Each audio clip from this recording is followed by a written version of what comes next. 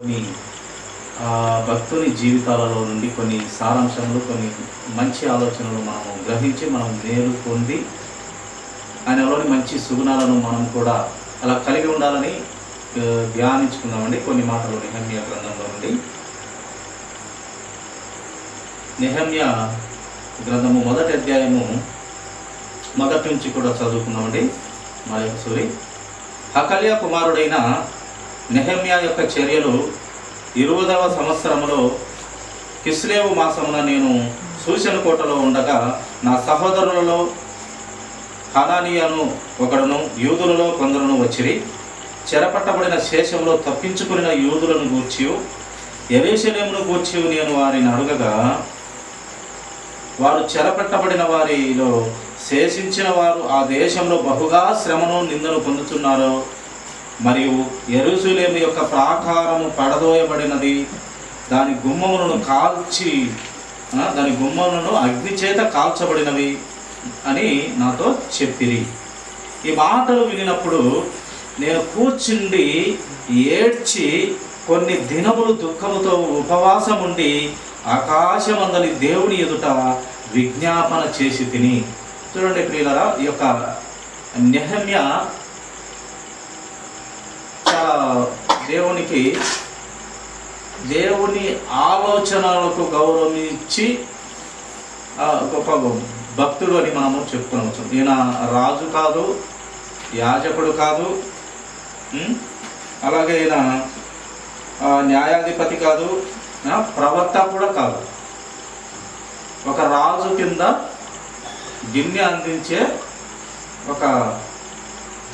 ఆయన కింద గిన్నె అందించే ఒక పని, ఒక ఉద్యోగం, ఒక రాజు కింద, ఒక చక్రవర్తి కింద అందించే ఒక ఉద్యోగస్తుడు ఈ నెహెమ్యా. ఈ నెహెమ్యా, ఈ చిన్న ఉద్యోగస్తుని పేరు గ్రంథంలో వ్రాయబడటం అంటే దేవుని సంకల్పం. ఇలా రాత్రి కూడా రూతు గురించి మనం మాట్లాడుకున్నాం. రూతు కూడా గ్రంథంలో వ్రాయబడడం అనేది ఆమె ఆలోచనలు బట్టి, ఆ మంచితన తత్వాలను బట్టి దేవుడు ఆ వినయ విధేయతలు కలిగి ఉండి నడుచుకునే దానిని బట్టి, భర్తలకు లోకంలో భయభక్తులు కలిగి జీవించడం బట్టి దేవుడు ఆశీర్వదించి గ్రంథంలో కూడా ఆమె పేరు ఉండలాగున దేవుడు కృప చూపిస్తున్నారు.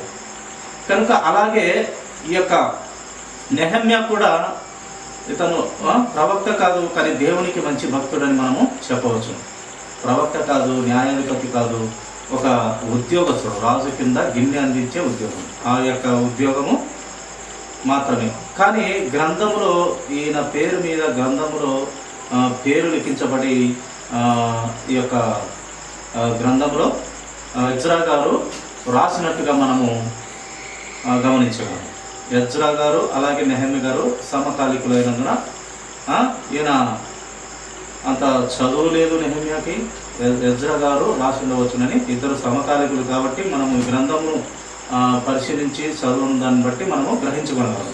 చూడండి, ఈ యొక్క నెహెమ్యా అని అర్థము ఏమవచ్చునంటే యెహోవా ఆదరించును. నెహెమ్యా అనే పేరుకు అర్థము యెహోవా ఆదరించును, లేక దేవుని ద్వారా ఆనందించబడుట. యెహోవా ఆదరించును లేక దేవుని ద్వారా ఆదరించబడుట అనే అర్థము యొక్క నెహెమ్యాకు. నెహెమ్యా తండ్రి పేరుగా హకల్యా, మొదటి వచనంలోనే మనము కనపడతాం. హకల్యా కుమారుడైన నెహెమ్యా అని మనము చూడగలుగుతాము లేఖనంలో. ఈ యొక్క గ్రంథం వచ్చేసి ఎజ్రా గారు రాసి ఉండవచ్చును. చూడండి,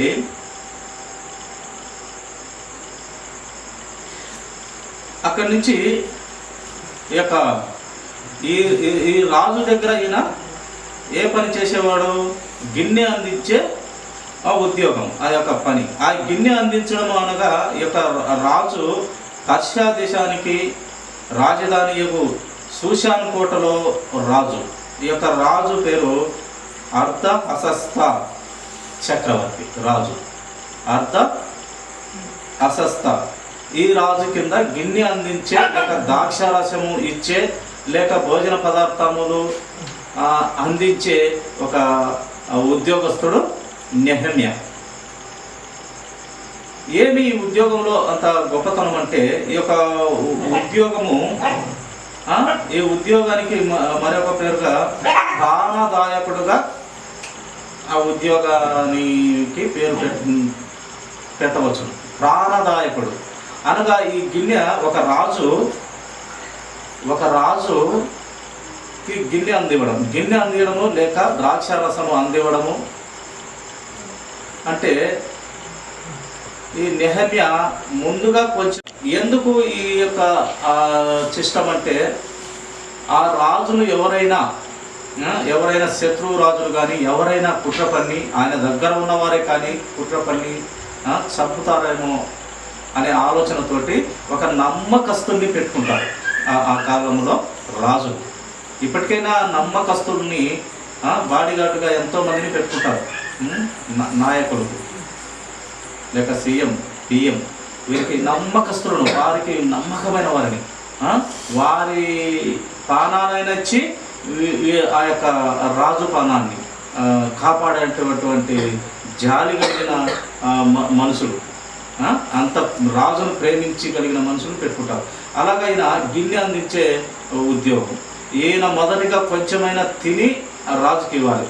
తిన్న తర్వాతనే కాదు, తిని ఒక అర్ధగంట తర్వాత మళ్ళీ రాజు తింటాడు. ఎందుకనగా ఆ అర్ధగంటలోపు ఈ రాజు అర్ధగంటలోపు నెహమ్యా తిని బ్రతికి ఉంటే తర్వాత రాజు తినేవాడు. ఏమి కాలేదు పర్వాలేదంటే ఆహారము ఏమి కలపనటువంటిదిగా ఉంటుంది అనేసి అప్పుడు తింటాడు రాజు.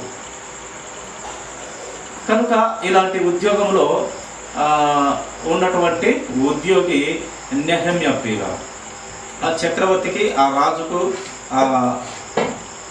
అర్తహషస్త రాజు ఇలాంటి ఉద్యోగంలో ఉన్నటువంటి ఈ నెహమ్యాకు యెరూషలేము నుండి కొందరు వచ్చినారు, యూదుల నుండి కొందరు వచ్చి ఏం చెప్పినారు, ఆ యొక్క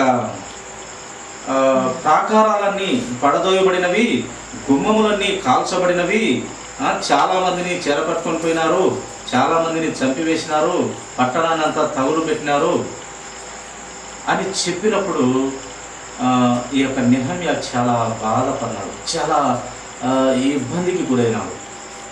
తన దేశం గురించి, ఈయన ఉండేది ఒక రాజు కింద, కానీ తన దేశంలో జరుగుతున్న సంఘటనను బట్టి ఆ యొక్క ప్రాకారాలంతా పడదోయబడినాయంట, గుమ్మములంతా కాల్చబడుతున్నాయంట, ఇవన్నీ చెప్పేలకు ఆ యొక్క నెహమ్యా చాలా బాధకు లోనయ్యి దిగులుగా రాజు దగ్గర పనిచేస్తూ ఉంటే ఆ రాజు కనుక్కున్నాడు, ఏమయ్యా నీవు దిగులుగా ఉన్నావు, దేని నిమిత్తము నీవు దిగులు, నీకు ఏ పరిస్థితి వల్ల నీవు రోజు మాదిరి నువ్వు కనపడట్లేదు, ఒక 4 నెలలుగా చూస్తున్నాను నీవు రోజు మాదిరి ఉండట్లేదు, ఏంది నీ పరిస్థితి, నీ యొక్క బాధ ఏంది అని చెప్పినప్పుడు ఆయన ఆ రాజుకు ఆ మాట చెప్పినప్పుడు వెంటనే ఏం చేసినాడంటే నెహమ్యా సృష్టికర్త అయిన దేవునికి ప్రార్థించి, ఒక్క నిమిషం ప్రభువా, రాజు మనసులో ఈ ఆలోచన పుట్టి నా పరిస్థితి అడుగుతున్నాడు, నా పరిస్థితి ముందుగా నీకు చెప్పుకొని మరి తర్వాత రాజుకు చెప్పుకుంటాను ప్రభు అని దేవునికి ప్రార్థించి చిన్న ప్రార్థన ప్రార్థించి తర్వాత రాజుకి విషయం చెప్పినాడు. ఇలా నా యొక్క దేశంలో ఆ యొక్క పట్టణం అంతా తగలబడిపోతుంది, ఆ యొక్క ప్రాకారాలన్నీ కూల్చబడినవి, ఆ గుమ్మాలన్నీ కూడా వాళ్ళు అగ్ని చేత కాల్చబడుతూ జరిగింది. ఇలా మా యొక్క యూతులు వచ్చి చెప్పినారు, ఇది పరిస్థితి. నేను అక్కడికి వెళ్ళి ఆ యొక్క పడిపోయిన ప్రాకారాలు, ఆ తగులబడిన గుమ్మాలు మళ్ళీ నేను రెడీ చేయాలి రాజా, ఇది నా ఆశ, నా కోరిక అని రాజుతో, రాజు ప్లస్ రాణితో కూడా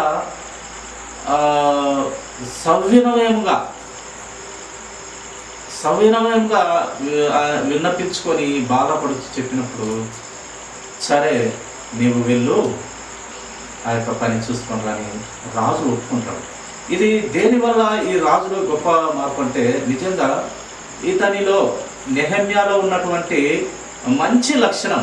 ఈ మంచి లక్షణం ఎవరి వల్ల వస్తుంది అంటే మనకు యేసుక్రీస్తు ప్రభువారి వల్లే ఈ లక్షణాలు ఆయన ఉన్నాయి. పుష్కలమైనటువంటి కోట్లైనటువంటి మంచి లక్షణాలు ఆయన నుండి మనం పొందుకుంటాము, సంతరించుకుంటాము.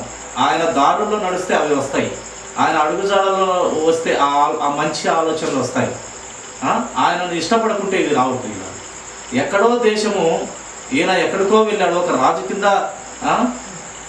ప్రాణహాని అయ్యేటువంటి ఉద్యోగం చేస్తున్నాడు. మొదటిగా ఆయన తిని అర్ధగంట తర్వాత బ్రతికి ఉంటేనే రాజు తింటాడు. ఏం కాలేదు నెహెమ్యాకు, ఇప్పుడు నేను ధైర్యంగా ఆహారం తినొచ్చునని ఆ గిన్నె అందించే ఉద్యోగంలో ఉంటున్నాడు. చూడండి, ఆ గిన్నె చదువుకుందాము. నెహెమ్యా గ్రంథము 1వ అధ్యాయము 11వ వచనం ఒక మాట చదువుకొని మళ్ళీ లేకపోతే చదువుకోవాలండి. చూడండి, చివరిగా ఉంటుంది ఆ మాట. నెహెమ్యా గ్రంథము 1వ అధ్యాయం 11వ వచనం చివరిగా, నేను రాజునకు గిన్నె అందించువాడనై ఉంటిని. రాజునకు గిన్నె అందించువాడనైనటువంటి నెహెమ్యా ఉద్యోగం ప్రేమ. ఈ యొక్క ఉద్యోగానికి ప్రాణత్యాగంగా ఉండేటువంటి ఉద్యోగం, ప్రాణాన్ని లెక్క చేయకుండా రాజు కోసం ఇచ్చేటువంటి ఉద్యోగం అది చాలా నమ్మకస్తువులకే ఆ రాజులు పెట్టుకుంటారు ప్రియులారా. ఇలాంటి పరిస్థితుల్లో ఉన్నప్పుడు, తన దేశం గురించి బాధ వచ్చినప్పుడు, అక్కడ పట్టణాలు తగలబడిపోతున్నప్పుడు, ఆ ప్రాకారాలు పడదోయబడినప్పుడు, అలాగే ఆ గుమ్మములు తగలబడుతున్నప్పుడు విపరీతమైన బాధతో 4 నెలలు ప్రార్థించినాడట. రోదన బాధన చాలా గుండె చెదిరి. ఎవరి కోసం ఇది అంటే, తన దేశంలో ప్రజలు బాగుండాలని, ఆ యెరూషలేము పట్టణములో ఆ యూదులు, ఆ యెరూషలేమును దేవుడు ప్రేమించిన ఆ పట్టణము బాగుండాలి. ఆ ప్రాకారాలు, పడిపోయిన ప్రాకారాలు, ఆ గుమ్మములు, ఆ పట్టణము, ఆ మందిర ఆవరణములలో ఉన్నటువంటి ఆ పరిస్థితులన్నీ చక్కదిద్దాలి. నేను నా ప్రజలను మళ్ళీ దేవునికి మంచి స్థితిలో దేవునికి అప్పచెప్పుకోవాలి. అనగా ప్రార్థనకు నడిచి మంచి ప్రార్థన అక్కడ మందిరము కట్టించి, ఆ ప్రాకారాలు చక్కగా తయారు చేసి, పడిపోయినటువంటి చెదరిపోయినటువంటి ప్రాకారాలను చక్కగా కట్టించి దేవునికి మహిమ కలుగులాగా ఈ పని నిశ్చయించుకున్నానని 4 నెలలు నెహెమ్యా ప్రార్థించారంట. ఓర్పు కలిగిన కన్నీటి ప్రార్థన 4 నెలలు చేసినప్పుడు, ఆ 4 నెలల్లో రాజు చూసి తేడా కనుక్కున్నాడు. ఏంది రోజున్నట్టు లేడు అనేసి తేడా కనుక్కున్న తర్వాత ఎమ్మటే ఏం చేసినాడు, డైరెక్ట్గా రాజుకు చెప్పలేదు నెహెమ్యా. ఎంత భక్తుడు, మంచి భక్తుడు చూడండి. డైరెక్ట్గా ఇప్పుడు ఎక్కడైనా మనకు ఒక కలెక్టర్ కాడికి వెళ్ళాలన్నా, ఒక ఎంఆర్ఓ కాడికి వెళ్ళాలన్నా కూడా కొంచెం వెయిట్ చేయనా పిలుస్తామంటారు. వెయిట్ చేయాలి. సరే, వెయిట్ చేస్తానే పోయి దొరికింది అవకాశం అని మన విషయం, మన బాధ, మన పరిస్థితులు, మన ఇబ్బందులు ఇరుకులు కూడా ఆ యొక్క అధికారికి చెప్పుకుంటాం, ఇంకా లేట్ చేయకుండా. కానీ నెహెమ్యా అలా చేయలేదు. నెహెమ్యా మొదటిగా 1 నిమిషము దేవునికి ప్రార్థించాడు. ప్రభువా, ఆయనలో వచ్చిన ఈ ఆలోచనను బట్టి స్తోత్రాలు తండ్రి. నేను ఈ ఆలోచన కలిగి ఉన్నాను. నా పట్టణము లేక నీవు ఇష్టపడిన దేశము నాశనం అయిపోతుంది. ప్రాకారాలంతా కూలదయబడినాయి, గుమ్మములంతా తగలబెట్టేసినారు. దాని కొరకు ప్రభు నా బాధ అంతా 4 నెలలుగా తండ్రి ఆ పని నెరవేర్చాలని ఆశ కలిగి ఉన్నాను. ఇప్పుడు రాజు మనసులో ఒక ఆలోచన కలిగింది. ఆ ఆలోచన కన్నా ముందు నీకు చెప్పి రాజుకు చెప్పుకుంటానని అన్నప్పుడు దేవుడు ఆ ప్రార్థన విన్నాడు. హన్నా కూడా మంచి ప్రార్థన చేసింది. ఈ ప్రార్థనలు వారి కోసం కాదు, ప్రార్థనలు ఇంకొకరి చేసే ప్రార్థన చాలా విలువ కలిగింది. ఇంకొకరు బాగుండాలని చేసే ప్రార్థన అద్భుతమైంది.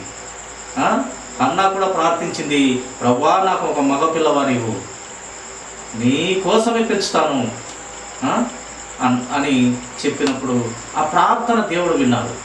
ఇక్కడ కూడా ఈ ప్రార్థన 4 నెలలు, సుదీర్ఘమైన 4 నెలలు ప్రార్థన, దేవుడు కన్నీటి ప్రార్థన విన్నారు. విని రాజు మనసులో ఆలోచన పుట్టించాడు.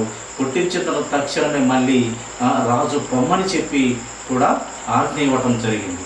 కనుక ఈ యొక్క బాలుడైన సమూయేలు కూడా చక్కగా ఆమె పెంచి పాలు మరిచిన తక్షణమే ఏలికి మళ్ళీ అప్పచెప్పనికి, ఆ సమాజ మందిరంలోకి అప్పచెప్పనికి వచ్చినప్పుడు ఆ బాలుడు ఏం చేసినాడు? ఏలితో మాట్లాడలే, అలాగని తల్లితో మాట్లాడలే. ఆ మందిర ఆవరణంలోకి వెళ్ళిన తక్షణమే మోకాళ్ళ నుండి మొక్కెను అన్నాడు. ఆ పిల్లవాడు ఎంత జ్ఞానవంతుడు, ఎంత క్రమంలో పెంచిందో ఆ తల్లి. వండర్ఫుల్ తల్లి. అలా ఉండాలి తల్లు. దేవుని కోసము ప్రార్థించి ముక్కుబడిగా ప్రార్థించుకొని పొందుకొని మళ్ళీ దేవునికి అప్పచెప్పుటకు తెచ్చి పాలు మరిచిన తక్షణమే తెచ్చి విడిచిపెట్టిన ఆ పిల్లవాడు ఆ మందిరంలో మోకాల్లోని దేవునికి మొక్కెను. మొదటిగా చేసిన పని మోకాల్లోని దేవునికి మొక్కినాడు. అందుకు ఆ పిల్లవాడు ఆశీర్వదింపబడినాడు. దేవుడే డైరెక్ట్గా ఆ పిల్లవాడితో మాట్లాడటం జరిగింది. అలాగే ఇక్కడ నెహమ్యా కూడా మొదటిగా రాజుకు అవకాశం దొరికింది, ఇంకా మాట్లాడవచ్చును. అయినప్పటికీ ఫస్ట్ దేవునికి తెలియపరచుకొని మళ్ళీ రాజుకు కాదనంతా వివరించడం జరిగింది. రాజు ఒప్పుకోవడము జరిగింది. మళ్ళీ రాజు ఇదో పలాని ఏరియాలో నన్ను అడ్డగిస్తారేమో, నాకు పర్మిషన్ ఇవ్వండి, నన్ను ఏమనుకున్న వాళ్ళు పర్మిషన్, ఒక లెటర్ ఇవ్వండి నాకు అన్నప్పుడు, లెటర్ ఏందా నాయనా, లెటర్ ఏందయ్యా, నా కోసం నువ్వు ప్రాణం పెట్టేదానికి కూడా సిద్ధపడి నీకు ఆ దేశానికి, ఆ యెరూషలేము పట్టణానికి నిన్ను గవర్నర్గా పంపిస్తున్నాను, వెళ్ళిపోయి నీ పనులని చక్కదిద్దుకొని రా అని ఒక పెద్ద పదవి ఆయనకు ఇచ్చినట్టుగా మనము చూస్తాం. ఆయన ఆ పదవి ఇచ్చినప్పటికీ ఈ యొక్క నెహమ్యా అక్కడికి వెళుతాడు. యెరూషలేము పట్టణానికి వెళ్ళి ఆ ప్రాకారాలంతా కూడా తయారు చేస్తాడు, రెడీ చేస్తాడు, గుమ్మములు తయారు చేస్తాడు. ఆ ప్రజలను పట్టుకొని, ఆ చెదిరిపోయిన ప్రజలందరినీ పట్టుకొని మళ్ళీ పోగు చేసి ఆ యొక్క యెరూషలేము పట్టణం చుట్టూ ఒక గొప్ప కట్టడాన్ని కట్టాడు. పడిపోయిన ఆ కట్టడం, చక్కని కట్టడం మళ్ళీ తిరిగి నిర్మించి అప్పటికి కూడా అక్కడ ఉన్నటువంటి ప్రజలకు లేక అక్కడ ఉన్నటువంటి సహోదరులకు ఎవరికి కూడా నేను గవర్నర్ని అని చెప్పుకోలేదు. కట్టేసి మళ్ళీ తిరిగి రాజు వద్దకు వచ్చి సంతోషపడి మళ్ళీ ఒకనొక సమయము అక్కడికి యెరూషలేము పట్టణానికి వెళ్ళినప్పుడు అక్కడ ఏం జరుగుతుందంటే టోబియా, సల్వనట్టు అని ఇంకా గెసెము అని ఈ ముగ్గురి ద్వారా ఆ ప్రజలు ఇబ్బంది పడుతున్నారు. వారిని ఈయన పోయినప్పుడు వీళ్ళు కొంచెము దేవునికి ఆలోచనలో విరుద్ధంగా ఉన్నటువంటి వారు, దేవునికి హేయులు, దేవునికి అయిష్టమైనటువంటి వారు, దేవుని కార్యాలు అడ్డుకునేటటువంటి వారు. వీరికి ఏం చేయాలని ఈయన వచ్చినప్పుడు, ఈ నెహమ్యా వచ్చినప్పుడు అక్కడ ప్రజలు ఇక్కడ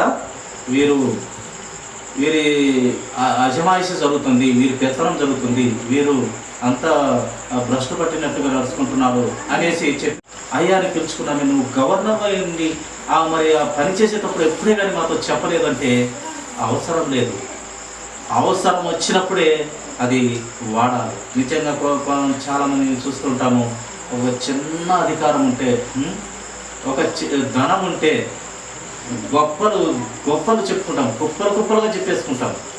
కానీ నెహమ్యా గవర్నర్ పోస్టు రాజు ఇచ్చినప్పటికీ ఎక్కడ కూడా చెప్పాలి. అది వాడబడేటప్పుడే వాడబడి, అవసరమైనప్పుడే వాడినాడు. ఆ ప్రజలతో అంత అన్యోన్యంగా ఉన్నాడు. పెద్ద అధికారి, గవర్నర్ అంటే గొప్ప విషయం కదా.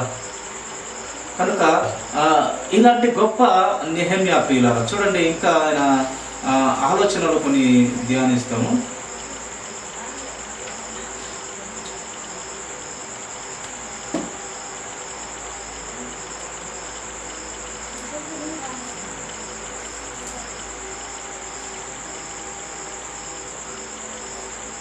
ఆయన చూడండి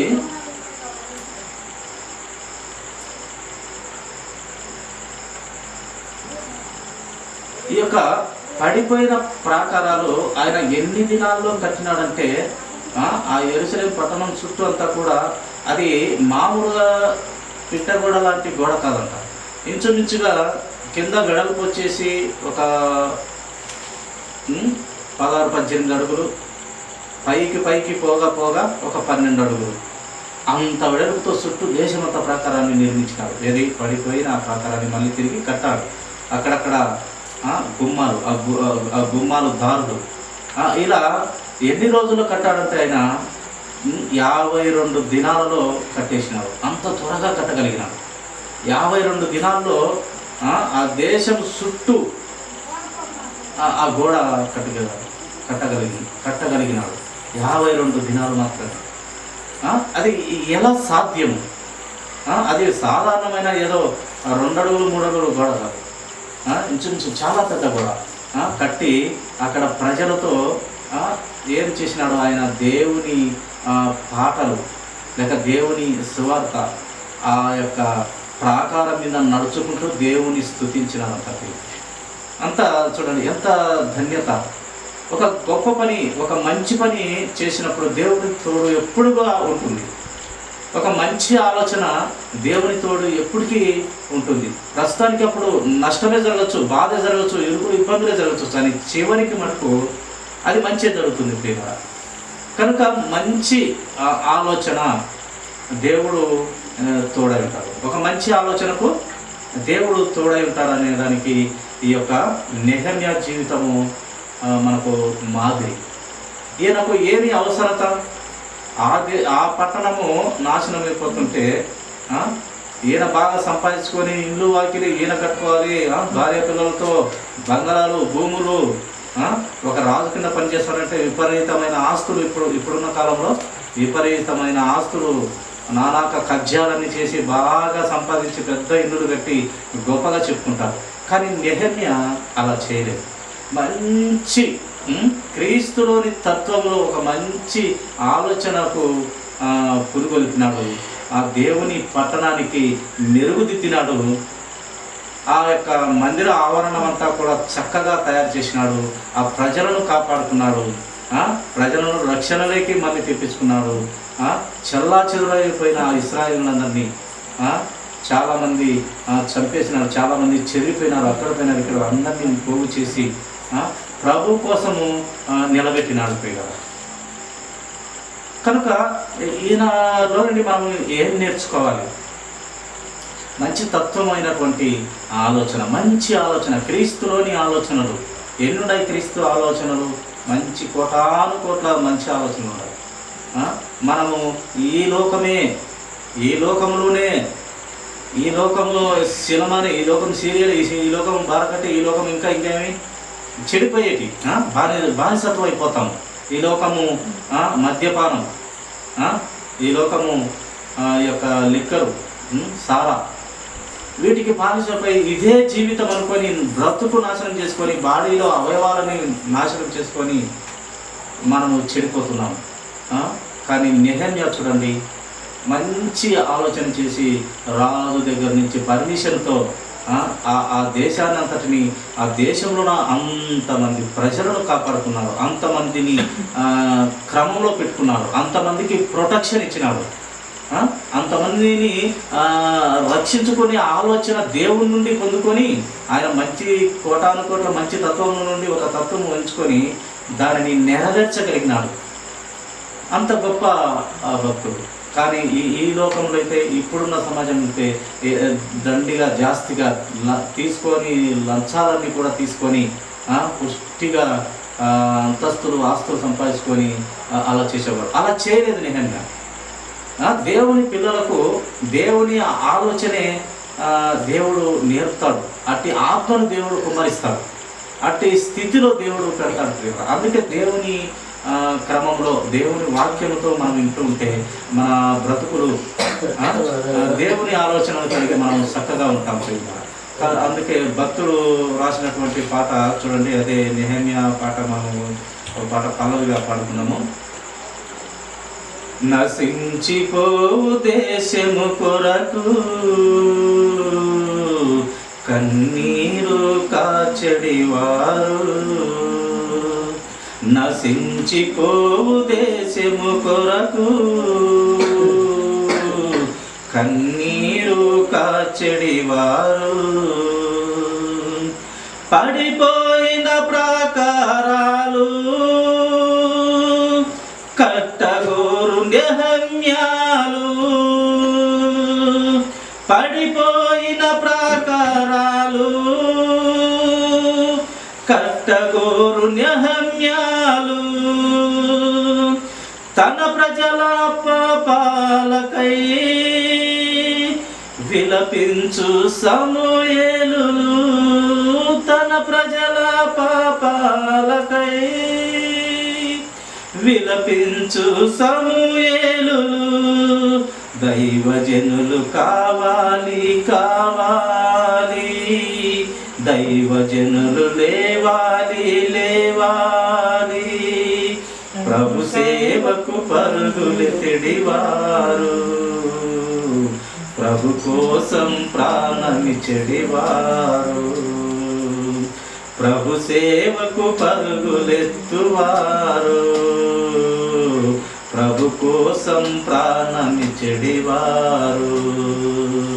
దైవజనులు కావాలి కావాలి దైవజనులు లేవాలి లేవాలి. చూడండి, ఈ నెహమ్యా తన ఇంటి కోసము తాపత్రపడలేదు, భార్య పిల్లల కోసం తాపత్రపడలేదు, ఆస్తులు అంతస్తులు కావాలని ఆశపడలేదు. కానీ ఎవరి కోసం ఆయన తాపత్రపడలేదు? నశించిపోతున్న ఆ దేశం, ఆ యెరూషలేము పట్టణము పాడైపోతుంటే 4 నెలలు కష్టపడి కన్నీరు విడిచి ఉపవాసాలు కూడా ఉండి ఆయన ప్రార్థించి దేవుని దగ్గర నుంచి ఆ తోడు సంపాదించుకొని రాజు మనసులో ఆలోచన తెప్పించుకొని ఆలోచనే కాదు అధికారం కూడా, గవర్నర్గా అధికారం కూడా సంపాదించుకొని ఆ పట్టణాన్ని, నశించిపోయిన పట్టణాన్ని నెహమ్యా పడిపోయిన ప్రాకారాలన్నీ కాల్చబడిన గుమ్మములన్నీ మళ్ళీ తిరిగి మళ్ళీ కట్టబడేలా కోరుకున్నాడు. మంచి ఆలోచన, గొప్ప ఆలోచన. అందుకు ఈయనకు గ్రంథంలో ఈయన పేరు లిఖితమైంది, దేవుని సంకల్పం పేరు. కనుక ప్రతి ఒక్కరూ కూడా ఆయన పోలికలో, ఆయన స్వరూపంలో పుట్టినటువంటి ప్రతి బిడ్డ కూడా మనం ఈ లోకంలో ఒక మంచి పని చేసి దేవునికి లోబడి దేవుని పనులు చేసి చనిపోతే ఇంకా దానికి మించిన ధన్యత, దీవెన మనకు ఇంకా అక్కర్లేదు. ఈ లోక సంబంధమైనది మనుషులమే, బలహీనులమే బ్రతకాలి, చేయాలి, పనులు చేయాలి, కష్టపడాలి. కష్టపడకుంటే ఫలితం లేదు, ఫలితం లేకుంటే తిండి లేదు, కడాల్సిందే. కానీ దేవుని భయభక్తులు కలిగి బ్రతకాలి, దేవుని ఆలోచన కలిగి బ్రతకాలి, దేవుని కోటాను కోట్ల మంచి తత్వంలోని నీవు నేను అందరం కూడా మంచి ఆలోచనలు కలిగి దేవుని పని చేయాలి. మనల్ని పుట్టించుకున్నదే దేవుడు ఆ పని చేయాలని. నీ పని ద్వారా, నీ మంచి క్రియల ద్వారా, నీ యథార్థమైన మనసులో పుట్టిన మంచి ఆలోచనల ద్వారా సృష్టికర్త దేవుడు మహిమపరచబడాలని నిన్ను, నన్ను, లోకంలో అందరినీ తల్లి గర్భంలో కోటాను కోట్ల ఆ యొక్క శుక్రకణాలు పోయినప్పటికీ ఒక్క శుక్రకణం పోయి తల్లి అండంతో ఆ ఫలదీకరణం చెంది ఒక మనిషి పుడుతున్నాడంటే అది దేవుని ప్రణాళిక, దేవుని చిత్తం. కాబట్టి మనం పుడుతున్నాము. మనం అంత ఈజీగా పుట్టట్లే. ఒక భార్యాభర్తలు కలిసి ఉంటే మనం పుట్టట్లే. ఆయన చిత్తంలో ఉన్నాము కనుక మనము, ఆయన పుట్టించుకుంటున్నాడు గర్భంలోనే. పుట్టించుకొని ఎలా ఈ లోకంలో బ్రతకమని చెప్తున్నాడంటే, ఒక తిండిబోతుగా, ఒక తాగుబోతుగా, ఒక చిన్న పనికిమాలిన పనులకు కొట్లాడేదానివిగా, గుద్దులాడేదానివిగా నీ జీవితాన్ని వ్యర్థమైన పనులకు, వ్యర్థమైన వాటిని చూసి జీవితాన్ని నాశనం చేసుకోకుండా యథార్థంగా, నీతిగా, పవిత్రంగా. ఎందుకు అలా అంటే దేవుడు పవిత్రుడు, యథార్థవంతుడు, నీతిమంతుడు కనుక ఆయనలాగా నీ ఉండాలని ఆయన రక్తం ఇచ్చి కొన్నాడు నిన్ను. నా ఆస్తి, నా స్వాస్థ్యం, నా బిడ్డలు, నా యొక్క కుమార్తెలు మీరు ఇక్కడ ఉండవలసిన వారు కాదు. ఇక్కడ కొద్ది దినాలు మాత్రమే మీకు. ఇక్కడ ఆయుస్సు మీకు కొంచెమే, చాలా ఆయుస్సు నా దగ్గర ఉంది. నేను ఒక గొప్ప పట్టణాన్ని తయారు చేసినాను. ఏది? యెరూషలేము మాదిరిగా పెట్టినటువంటి పరలోక యెరూషలేము, పరమ యెరూషలేము, అది పరలోక పట్టణము, పరమ తండ్రి తయారు చేసినటువంటి గొప్ప పట్టణంలోకి మిమ్మల్ని పిలుచుకోవాలనుకుంటే మీరు ఈ లోకములోనే ఇదే అంత గొప్ప లోకమని మీ జీవితాలను నాశనం చేసుకుంటున్నారు. నా పిల్లలారా, నా బిడ్డలారా, నా కుమార్తెలారా, నా కుమారులారా, అయ్యా జీవితాలు మారు మనసు కలిగి పాప క్షమాపణ నిమిత్తము ప్రభువును అంగీకరించండి, రక్తంలో కడగబడండి, పాపాలు తీసివేసుకోండి, ప్రభు కోసం బ్రతకండి. అందుకే మిమ్మల్ని పుట్టించుకున్నాను. మీ నిమిత్తము నేను మహిమపరచబడాలి, మీరు నన్ను పొగడాలి, మీరు నన్ను పరిశుద్ధుడు పరిశుద్ధుడు పరిశుద్ధుడు మానక నిత్యము పరలోక రాజ్యంలో దేవదూతలు కొనియాడబడుతున్నట్లు మీరు కూడా నన్ను పరిశుద్ధుడు పరిశుద్ధుడు అని పిలిపించుకోవాలనుకుంటున్నాను. కనుక మిమ్మల్ని పుట్టించాను. అట్టి స్థితిలో ఉంటే మీకు మంచి పట్టణం ఇస్తాను, నా దగ్గర ఉంచుకుంటాను, నా సింహాసనం కూడా అవసరమైతే మీకు ఇస్తాను అన్న గొప్ప దేవునిలో మనం భయభక్తులు కలిగి బ్రతుకుతామండి. దేవుడి కొద్ది మాటలు దీవించును గాక. తల వంచినట్లయితే చిన్న ప్రార్థన.